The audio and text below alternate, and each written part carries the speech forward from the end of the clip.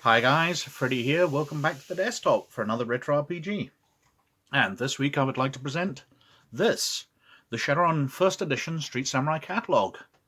I'll also be going over slightly later in the video the 2nd edition Street Samurai Catalogue, which looks very similar, but we'll deal with that when we come to it. Now this is basically a shopping book for Shadowrun for the Street Samurai. It's weapons, it's equipment, it also includes a few rules, some character archetypes, to flesh out this class. Basically, I know Shadowrun doesn't use classes, but the Street Samurais are a certain archetype, class type thing for Shadowrun. Let's have a look at the back cover. When the going gets tough, the tough go shopping. You're the ultimate fighting machine, a predator for hire in the savage urban world of Shadowrun. You devoted your life to honing your combat and martial skills. The tools of your trade are airfoil grenades, form-fitting body armor, an Ares Crusader machine pistol. An expansion for Shadowrun, the Street Samurai Catalogue will let you outfit yourself for the latest equipment available on the black market. Retractable hand razors, ultrasonic sights, enhanced reflexes, and maybe a rangefinder for your cyber eyes. Whatever you need to get the job done, you can find it here. It won't be cheap, and remember to watch your back before someone decides to make you yesterday's news. And that's kind of what it is. If we open up and go inside, you can see it's laid out as an Ares Catalogue, Winter 2050. And that's table of contents, introducing that it's being downloaded to Shadowland. It's the way the Shadowrun books are often formatted, that they are documents uploaded to a Shadowrunner's website, online dark website, called Shadowland. And this is the Ares Winter Catalogue, which has been uploaded with all the nice things that corporate security can buy, but Shadowrunners can as well. And then there's these boxed out, which are the hackers and the other Shadowrunners commenting on things. So he sort of comments on that, and then we're into the equipment. So we've got monofilament sword, laser crescent axe, super stun baton, forearm snap blades if you want to be Wolverine but you don't want to have the cyber spurs, survival knife, shot glove. The thing about the survival knife I loved was the fact that it comes with the micro compass, lighter, glow stick and trauma patch in the handle, so you had extra stuff for just carrying a survival knife. Bow accessory mount, combat axe, which does lots of damage, compound bow system, precision arrows,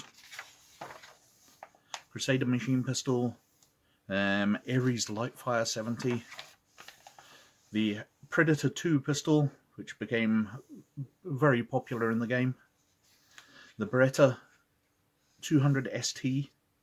Now, the Predator 2 does a lot more damage, or does more damage than other pistols. We can see that it does 6M2 compared to 3M2 of that. The Ultra Power does 4M2. So the Predator 2 is a very powerful weapon. But it details in here that it's a particular type of ammo. It's state-of-the-art firepower heavy pistol ammunition. And it details how you can get other weapons equipped for it. So you can turn other weapons into the Predator 2. So while the Predator 2 was a very nice pistol, there's a gun in the game called the Colt Manhunter, which carries 1 extra bullet of ammunition. So getting it rebored, as per the rules given here, to take the firepower ammunition, you actually get 1 more bullet out of it, so it became the best pistol. But it was a nice touch that you had to do a bit of research, you had to read that, find out how you could do something to modify a different weapon. We've got the Ultra Power Scorpion machine pistol. There's the Manhunter with its 16 bullets, only doing 4M2 damage. A Seska VZ120. Just lots and lots of guns. We're onto combat shotguns and sport rifles. A sniping rifle. The Engram Smart Gun, which also became very iconic of Shadowrun, with its large silencer on the front to the smart gun upgrades. It's a very cool looking weapon. The Street Samurai's sidekick. Again, it's not necessarily the best submachine gun in the game, but it's a very good, reliable one. TMP machine pistol, Model 100 submachine gun. Worth mentioning at this point, because we're going to be going on to the second edition version. Damage in first edition Shadowrun. Hi guys, it's the next day, and while editing the video I noticed I made a bunch of mistakes on explaining how the damage system for Shadowrun works. So I thought I'd have another go at it and cut it in here. So let's try again. So if we open the book, and let's have a look at something interesting. The Beretta ST, 200 ST. You can see the damage is listed as 3M2, or the Predator 2 is 6M2.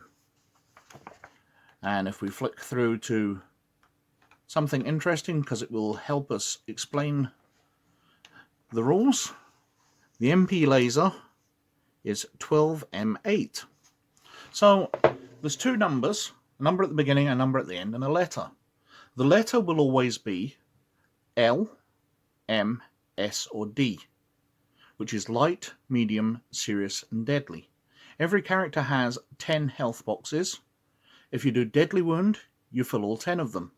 If you do a serious wound, you fill 6 of them.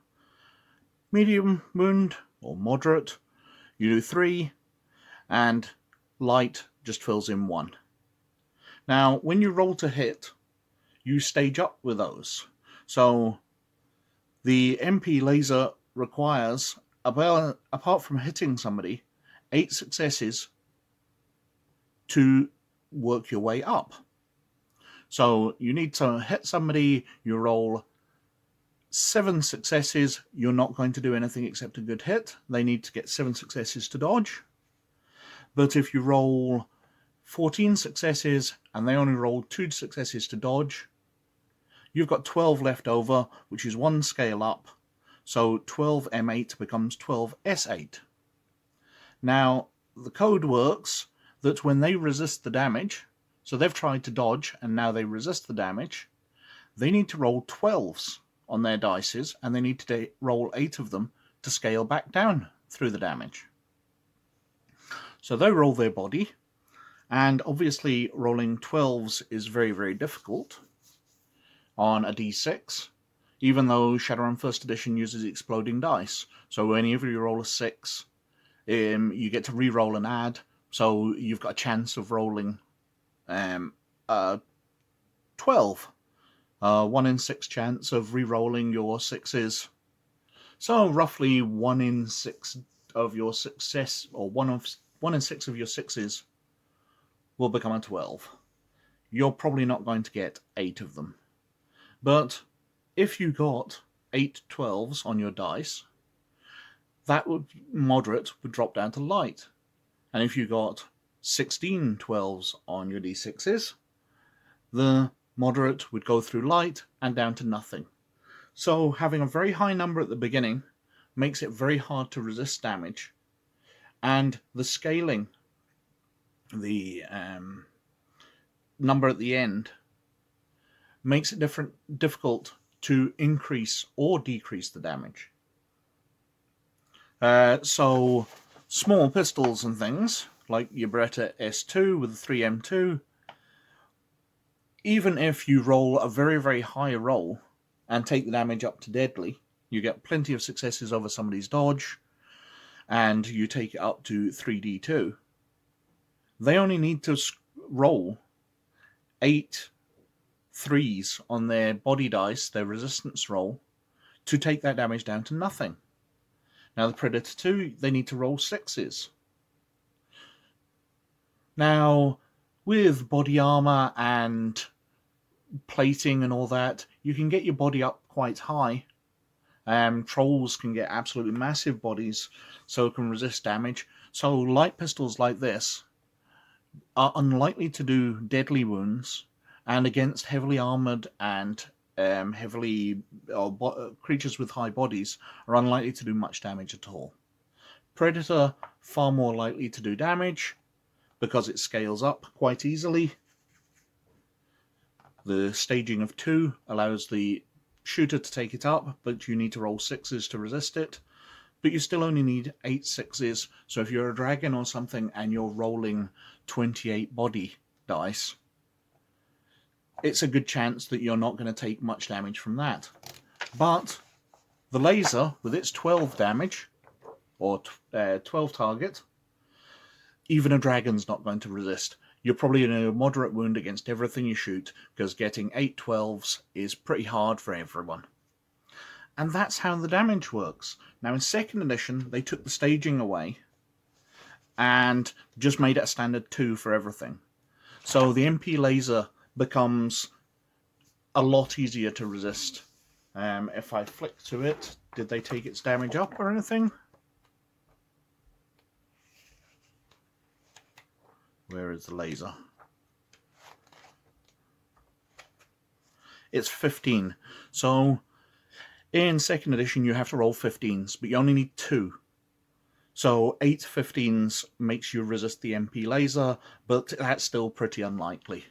But it makes the MP laser far more likely to be increased in damage or decreased in damage. Anyway, that's this cut-in. I hope I've explained it better this time. And let's return to the main video. Okay, there's the firepower ammo, the ultrasound sight, rangefinder accessory, forearm guards, which are a way of adding armor rating to your armor without upgrading it, gas vents, form-fitting body armor, Suretech clothing, grapple lines, grapple guns, flash grenades, flash packs, flares. We've got some motorbikes, the Viking heavy motorbike. We're onto the security section, which is heavy weapons. So we've got assault rifles. We've got a laser weapon, which is a 12 M8. So you need to get 8s on your dice. So you need to roll a 6 and then at least a 2 after that. And you need 12 of them to take it up or down a level. Light machine gun, FM Mag 5, surface to air missile, minigun, the Panther cannon, 10D4, general purpose heavy machine gun, narcojet pistol, APDS ammunition, which increase the power of the damage but reduce the armor, cannon ammo, a gyro mount, rangefinder. We've got some security armor, then we've got a military vehicle there, a riot control vehicle and a helicopter, and then we're on to cybernetics, which I love the way they're formatted. The head with the cybernetics shown, hearing amplification, voice masks, scramble breakers, rangefinder cyber eyes, sense link, sound filter, visual magnification, video link, boosted reflexes throughout the body, cyber gun, so you've got a shotgun built into your forearm, shooting out through your palm, skill wires, hand razors, and then we're into the optional rules. So, cyberware damage. If you take damage, then the cybernetics stored in your body stand a chance of being damaged as well. What have we got here? Cyber repair, how to repair that, upgrading it. So if you want to change your wired reflexes level 1 to level 2, then you've got a way of doing it. And we've got custom cyberware, where alpha and beta grade cyberware, they cost a lot more, so ×3, but they use less essence. So you can get more cyberware packed into your body for a lot more cash.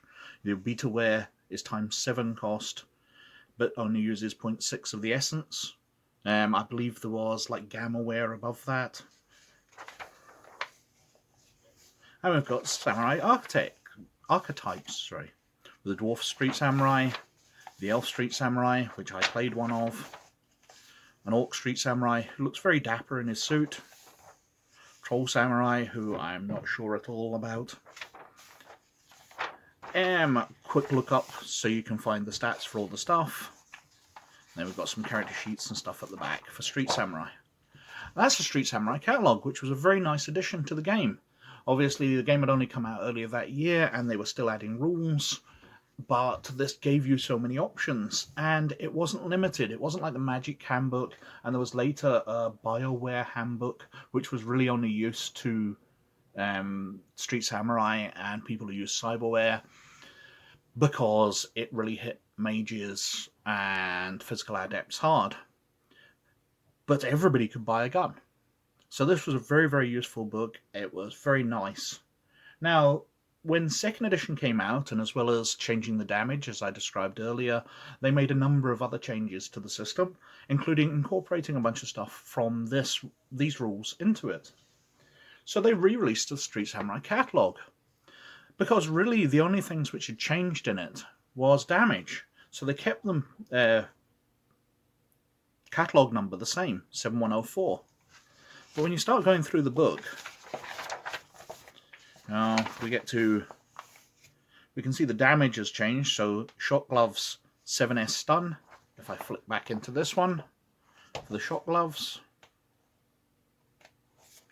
if I can find them quickly, no I can't.